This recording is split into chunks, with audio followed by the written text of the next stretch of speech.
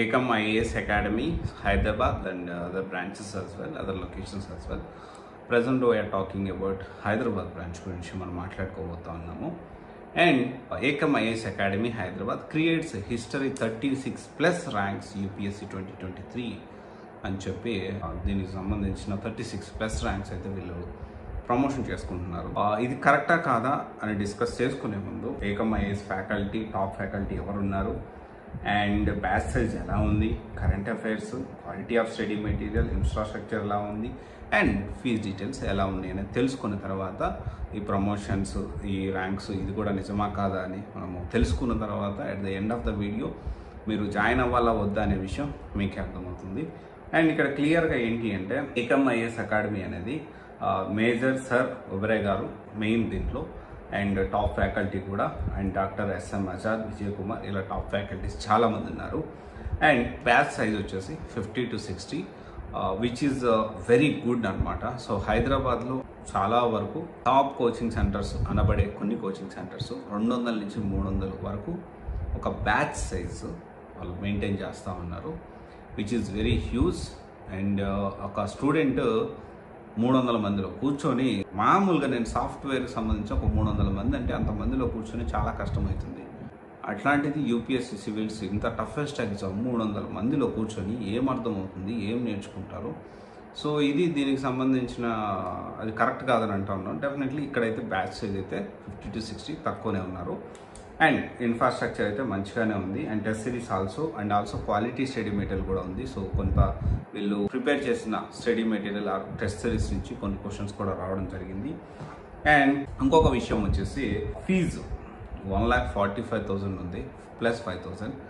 సరే, ఫీజు విషయానికి వస్తే ఎందుకో తెలీదు, not only Ekam IAS academy, అన్ని కోచింగ్ సెంటర్స్ కూడా ఫీజు ఎందుకు హైదరాబాద్లో ఇంత ఎక్కువ ఉందనేది విషయం నాకు అర్థం కావట్లేదు. అంటే ప్రతి ఒక్క ఇన్స్టిట్యూట్ ఈ హైదరాబాద్లో యావరేజ్ 1,50,000 చెప్తున్నారు. ఒక 10,000, 15,000, 20,000 తగ్గించడం జరుగుతుంది. ఇంకొంత ఇన్స్టిట్యూట్స్ 1,60,000 to 1,65,000 ప్రొవైడ్ చేస్తూ ఉన్నారు. అంటే ఇక్కడ various Bengaluru the fees is 1,10,000 వరకే ఉంది అనుకోవచ్చు. క్వాలిటీ ఆఫ్ ట్రైనింగ్ వేరే ఉంటుంది సార్, హైదరాబాద్లో వేరే ఉంటుంది, బెంగళూరులో వేరే ఉంటుంది. Delhi based IAS coaching centres అన్నీ హైదరాబాద్ కంటే బెంగళూరులో ఎక్కువ ఉన్నాయి. ఒకప్పుడు బెంగళూరులో ఫీజు ఎక్కువ ఉండేది, కానీ ఇప్పుడు Delhi based institutes, top institutes అన్నీ, టాప్ ఐఏఎస్ కోచింగ్ సెంటర్స్ అన్నీ బెంగళూరుకి రావడం వల్ల కాంపిటీషన్ పెరిగిపోయి కోచింగ్ సెంటర్ మధ్య ఫీజు అనేది తగ్గిపోయింది. ఐ రిక్వెస్ట్ ఎవ్రీవన్, అంటే ప్రతి ఒక్కరు ఒక సివిల్స్ ఆస్పిరెంట్ ఎవరైనా హైదరాబాద్కి ఎలా వస్తారో కొంత ఓపిక చేసుకొని బెంగళూరులో చంద్ర లేఅవుట్ అనే ఏరియా ఉంటుంది, అక్కడ మీరు ఒక రోజు రూమ్లో మీకు ఎవరు తెలిసిన వాళ్ళు లేకపోతే ఒక హోటల్ బుక్ చేసుకొని ఒక 1,000-2,000 ఖర్చు అవుతుంది మహా అయితే. అక్కడ మీరు వెతకండి, లేకపోతే అక్కడ పీజీస్, హాస్టల్స్ కూడా ఉంటాయి. ఒక 3 రోజులు మీరు ఒక్కొక్క 5, 6, 7, 8 ఇన్స్టిట్యూట్లు తిరిగారంటే మీరు అప్పుడు డిసైడ్ చేసుకోండి. ఎందుకు అంటే చాలా పెద్ద పెద్ద ఇన్స్టిట్యూట్స్ బెంగళూరులో ఉన్నాయి. ఒకప్పుడు బెంగళూరులో ఫీజు అనేది చాలా ఎక్కువ ఉండేది, ఫుడ్కి ఇబ్బంది అయ్యేది, అండ్ అక్కడ డిఫరెంట్ ఉండే సినారియో. బట్ ఇప్పుడు అలా లేదు, చాలా తక్కువ ఫీజు అయిపోయింది, అండ్ హై క్వాలిటీ ఉంది. పర్సనల్ మెంటారింగ్, ఎప్పటికప్పుడు వీక్లీ టెస్ట్కి సంబంధించిన రివ్యూ క్లాసెస్. నేను చాలా ఇన్స్టిట్యూట్స్ తిరిగాను, కానీ నాకు ఎందుకు అర్థం కావట్లేదు. డెఫినెట్లీ నేను ప్రతి వీడియోలో హైదరాబాద్ సంబంధించిన ప్రతి ఐఏఎస్ కోచింగ్ సెంటర్స్ గురించి నేను రివ్యూ ఇస్తాను. దానికి సంబంధించిన ప్రతి వీడియోలో మీరు ఖచ్చితంగా ఒకసారి బెంగళూరు విజిట్ చేయండి అని చెప్తాను.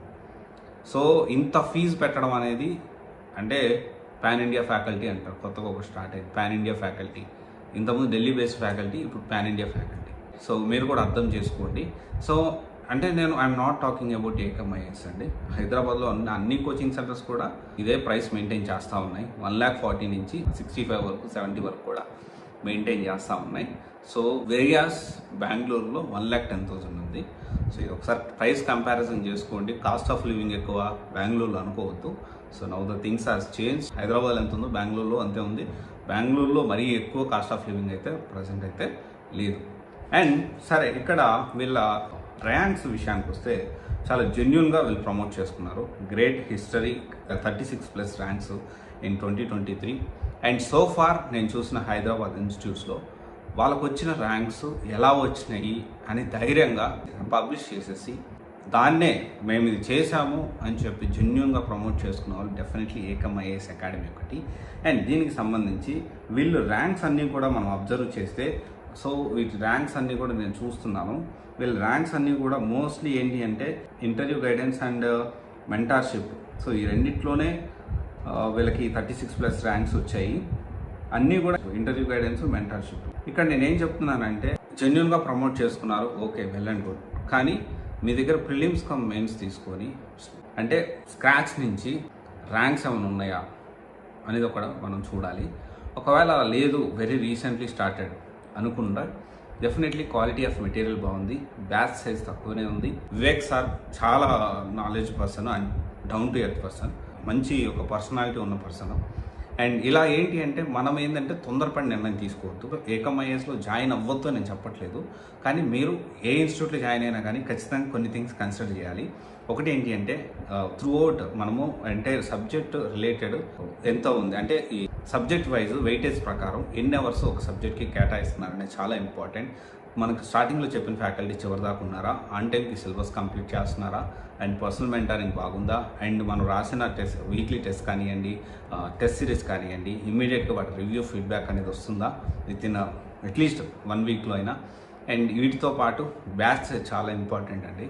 అండ్ చాలా హైదరాబాద్లో చాలా ఇన్స్టిట్యూట్స్ బ్యాచ్ చాలా ఎక్కువ పెడతా ఉన్నారు. సో 200, 300, 250, 190 మంది ఈ విధంగా ఉంటున్నారు. So which is not correct. ఇక్కడ ఇది కూడా మనకు ఒక పాజిటివ్ లాగా అనిపిస్తుంది. డెఫినెట్లీ ఇవన్నీ మీరు కన్సిడర్ చేసుకొని ఒకసారి మీరు క్లాసెస్, ఒక్క డెమో క్లాస్ కాకుండా అన్ని సబ్జెక్ట్స్ సంబంధించిన ఒక 15 to 20 minutes ఓరియంటేషన్ తీసుకొని అప్పుడు మీరు డెసిషన్ తీసుకోండి. అండ్ ఏకమ్ ఐఏఎస్ విషయంలో వీళ్ళ ర్యాంక్స్ అన్నీ కూడా కంప్లీట్లీ ఇంటర్వ్యూ పాయింట్ ఆఫ్ వ్యూలో ఇంటర్వ్యూ గైడెన్స్ అండ్ మెంటర్షిప్కి వచ్చిన ర్యాంక్స్గా వీళ్ళే చెప్పుకుంటున్నారు.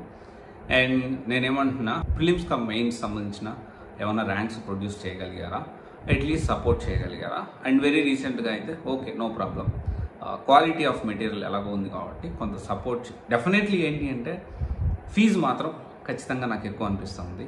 సో ఈ విషయంలో మాత్రం చాలా నేను అంటే నా సైడ్ నుంచి నా ఒపీనియన్ నేను షేర్ చేస్తున్నాను. నాకైతే ఎక్కువ అనిపిస్తుంది. బెంగళూరులో మంచి మంచి పెద్ద పెద్ద ఇన్స్టిట్యూట్స్లో ఐఏఎస్ కోచింగ్ సెంటర్స్లో కూడా 1,10,000 మించి లేదు. సో నాకు ఎందుకో తెలియదు, బట్ చూద్దాం. Let us see. Hyderabad IAS coaching centres కూడా ఫీజులు తగ్గించాలని మనం కూడా మనస్ఫూర్తిగా కోరుకుందాం. Thank you.